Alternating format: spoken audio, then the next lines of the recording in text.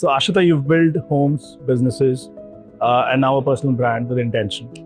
How does your approach to designing a life influence your work in interiors and beyond? Great question. I like to start heavy. Yeah, I see that. So I've been designing homes for so many years, and the beauty of designing homes is truly understanding the people who are going to live in those spaces, because these spaces are extremely personal, private, right?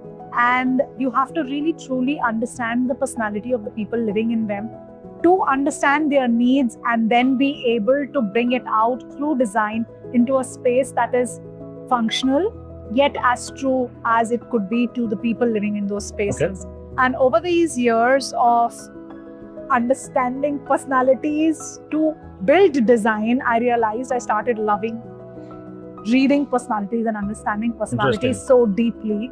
And that is where my personal brand comes up, where especially looking at women and how they approach, because homes are extremely, extremely important for us. I'm not saying it's not for men, but usually the women have this nesting instinct. They want it a certain way. It's part of their identity, I would say. And how they approach homes, how they approach the way they look at homes and themselves in their homes is very interesting. So that is how this has come up. So designing lives with the same kind of intention that I have designed spaces all of these years. Do you believe that design should serve a deeper philosophical or emotional purpose? Absolutely, undoubtedly. Like I said, the spaces that we spend the most time in, they have a very big impact on us, right? And that's why we talk about biophilic design and how it affects our wellness, and how, for example, our bedroom lighting will affect the quality of sleep that we will have and all of that, right? So if something is if I am emotionally very attached to something, for example, I had a client who wanted her grandmom's sari to be, so that the fabric which resembles that to be a part of her wardrobe, because she's so extremely attached to that. And that is nostalgia for her. That is the feeling of home for her. So you co-founded a luxury design empire and now starting something new. Right. What made you walk away from a successful setup and start from scratch? It's not walking away, of course not. It's like, it's like asking me why would women want to have a second child? Fair, okay. Right? So I've been through that. I've done all my mistakes that I could with the first child, learned it the hard way. And now it's like, I am more intentional. I'm more clear of what I want, and also something which is very closer to my heart and my passion. So this always will remain, and I'm going to always be a part of it. But something that is very close to me right now, especially with the learnings that I've got with building a design firm and being an entrepreneur for so many years, how can I bring it out into and make it more about serving the world and providing value to. Do you think there is a fear or what's your biggest fear, if at all any, during this transition, let's call it? Okay. There are a lot of fears, I have to agree. If I tell you I don't have any fears, it's basically going to be lying, right? So there are a lot of fears of something that you've already built for yourself, and identity, the person who you are, people know you for something, all of these things. Even, for example, my employees, right? So will I be able to stand up to the same kind of standards? Will I be looked at in the same way? A lot of it, you have to internally work upon before you build something new. Fair. But I think the deep need to build and to give it back to the society is so much stronger that, you say, okay, this needs to calm down and just shut that up and start working. I hear you. What's your definition of luxury today? And do you think it's evolved from aesthetics to something deeper? I think for someone who himself or herself is experiencing wealth, I would say, for the first time in their lives, right? Because I am from a lower middle class family, and I've seen that journey myself. So what we would consider luxury it always starts from the material and goes to the spiritual, actually. So it starts from how things are aesthetically, then it goes on to how it is making me feel, and then only after that the stage of the deeper quest and asking the deeper questions of what is the experience that I want to build from it, or am I getting from it. Okay. So I think it's an evolution for like for even human life. So Fair. it starts from materialism and goes into spirituality. So what's And that's luxury what- today for Aashita? For me, it's about Today, after like where I doing am what you're today. doing, yeah? Yes, of course. So it is about the smaller things of what is the kind of effort that has been put in knowing me and how personalized it could be for me, whatever it is. interesting. Whether it is, I go to a resort, and how much time they've taken to actually understand me and curate something which is so me or my family or whatever. How much of thought has gone behind creating that particular. I'll give you an example. So I was in a wildlife resort somewhere in Africa, and we used to go on safaris early. Safari is like our family bonding thing. That's a fun thing as well. Yeah. So we used to go on safaris early morning, super cold, and every place where we've gone to safaris, they always give us blankets because everything is open. But there were hot water bags lying under those blankets. So we used to put the hot water bags here, and our hands are inside until we need to take them out to click. So when you're actually sitting, you're like, how did someone think about this? A hot water bag to keep your thighs warm and your hands warm. I mean, this is what it truly means for me. When I come back at the end of the day, there used to be handwritten notes with the names of my children. Lovely. So I think this is what it's about, the experiences, really, for sure. When you think about the art of reinvention, what are the first 3 questions one should ask themselves before stepping into a reinvention phase? Okay. Is it from a design aspect? Yes, of course. It's about, let's just say... Or is it reinventing what you've been doing? Correct. Okay. So in your life and business. Okay. Yeah. So I think the first question would be, what have you already seen, experienced and built? I would say it all starts from history. You can never look into the future unless you really truly know what humankind or you yourself or even other people in the same space have done, have achieved. And that is where you will be able to see where is the gap that... So it's about knowing what people have already done in the industry. It's about knowing yourself very deeply and then being able to create that intersection, the Venn diagrams. So finding that space which is very true to you, but you think that has not been expressed through design till now. Interesting. Do you think women in design often feel forced to choose between family and ambition? Or is that just a false narrative that we've accepted for too long? This is not specifically for women in design. I think women in general, in corporates or entrepreneurship, we believe that we have to choose between that actually, I would say, more than having to choose. And I personally don't believe that there is a work-life balance that we can really truly do. That is the truth of it. So it has to be only one thing which is your priority. That is the truth of it.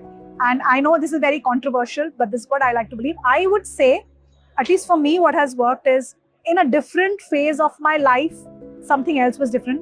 And then in a different phase of my life, I say, so it's always been 1 and 2. For example, the kids, when they were younger, that was priority 1. And I would have to give up on some things in my career because that is the choice I'm making at that time. But now that they are slightly more older, I'm saying, okay, now that is 2 and this is 1. Because now is the time that I want to focus on something that is so much more truer to me, because that part of my life is already fulfilled in a way. Fair. Interesting. Do you think the Indian luxury interior market is truly innovating, or do you think are we just copying the West with their prestige veneers and everything? I would say there is a minority who's truly innovating. Like when I go to the ID shows or the AD shows and all of these kind of exhibitions, I see there is a small, and even back to interior design colleges, I see that there is this spark in those children. There is that. Now, how much they are able to take it forward and make it into something which is which reaches the masses or which becomes a brand in itself, I think that is where a lot of mentorship from our generation is needed for these children. But I believe there is a lot of innovation happening, especially because a lot of these children are wanting to get back to the roots and say, how can we create something which is modern but it's still rooted there. It's also about identity. I think it's all about identity and identity creation as well. And when you don't have a lot of baggage, I think you're free to pretty much innovate in whichever way and form you want. All it's required is just a free mindset, isn't it? Yeah, Do you think influencer-led brands have diluted the meaning of luxury, or are they evolving it? See, influencer-led brands, I would say, are just creating more perspective and more people know about luxury. Okay. They are at least, I don't see anything wrong happening. Like I said, it is an evolution for everyone. Luxury could mean completely different things to you and to me, right? But at least there are so many more people, and I'm only speaking from India's perspective right now, so many more Indians who are looking at luxury and aspiring towards it, and that itself is part of our growth story. Yeah. So I don't see there's anything wrong. I think some gatekeepers would disagree with you, but all right. Does our society still undervalue emotional intelligence and storytelling in business strategy? I think it sounds luxury, like a good marketing tool. Like when it comes to storytelling, emotional intelligence is something. Personally, I'm just giving you my point of view about it. Seems like a lacking sort of a thing today, at least. Like you mentioned about your experience in Africa, right? Right. I think that good sense helps their business too. Absolutely. That empathy within that, feeling that, okay, my guests are going to be cool. Right. It's just a very basic thing to understand and experience themselves. Right. I don't know what's your take on it. So I would say that a lot of this is exactly what will differentiate a regular brand from a luxury brand, because they are actually thinking in emotional intelligence, they are thinking in storytelling. Whether they are marketing it in that way and looking at content creation in that way is a different story.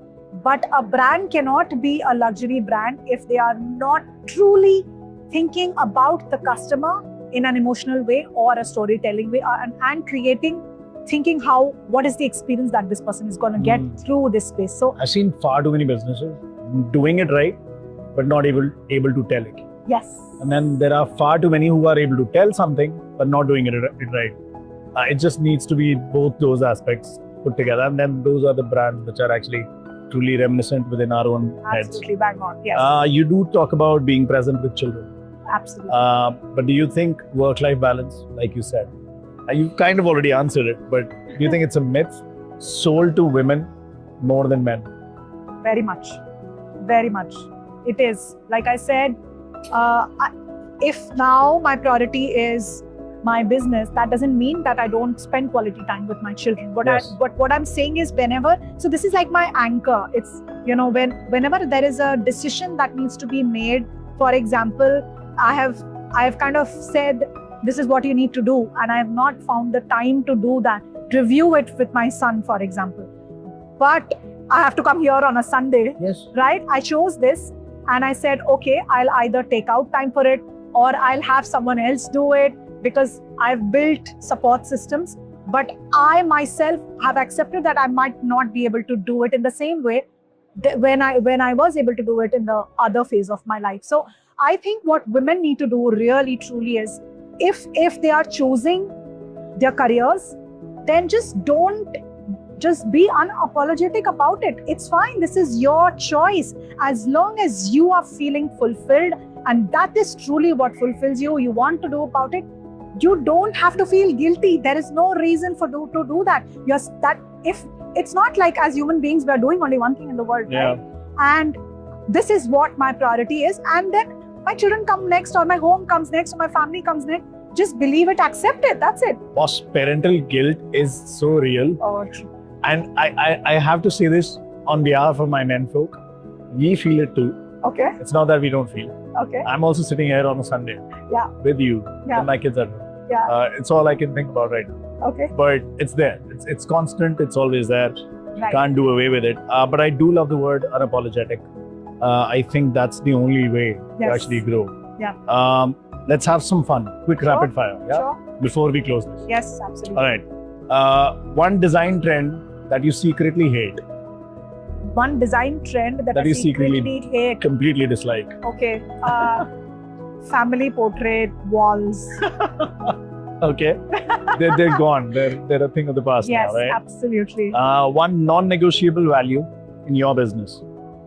One non-negotiable value in my business. Okay. Integrity. Awesome. One parenting book or philosophy you ditched halfway. Oh, You're like, okay, this is not working for me. okay, interesting. The current education system. I've brought up my children in alternate education systems. So Oh yeah, yes. that's awesome. That's kind of courageous as well. Like Yes. going against the norm. I Very think that's nice. who I am. I Awesome. always love to take the road less traveled. And that I like to- answers why I want to build something new. Okay. You know, it's fearful, it's full of mess. But that's what my true calling It's is. fun, right? Yeah, Very exciting as well. absolutely. In your life, if your life were a design material, Okay. what would it be? Design material. Your Wow. life. It's a deep one. Yeah. I'll have to think about this. Okay. If my life was a design Material. What it would be what? I'm thinking for myself also right now. Yeah. Oh yeah, I know it. You know? Yeah. Okay. I think it would be wood itself. Oh yeah. Because it has a thing of its own. Of course, wood can be different kinds of wood, Sure. right? But It's got its own character. it has its own character, but you can still, Versatile. yeah, you can still mold it into completely different things. And I think it becomes better as it ages. Lovely. Love that answer. Interesting. Instagram versus podcast. Where's the real power today, in your opinion? Podcast. I am Yeah. a very, very big believer in long form. Interesting. Yeah. Very good. We're on the right track. If luxury had a scent, Okay. what would it be?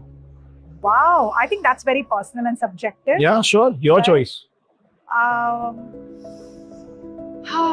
I'm a more woody. I have to go back. Awesome. Okay, Yeah. fair. Yeah. A life lesson you learned from your child. Oh, lots and lots and lots. I think even today, every day is a new learning. But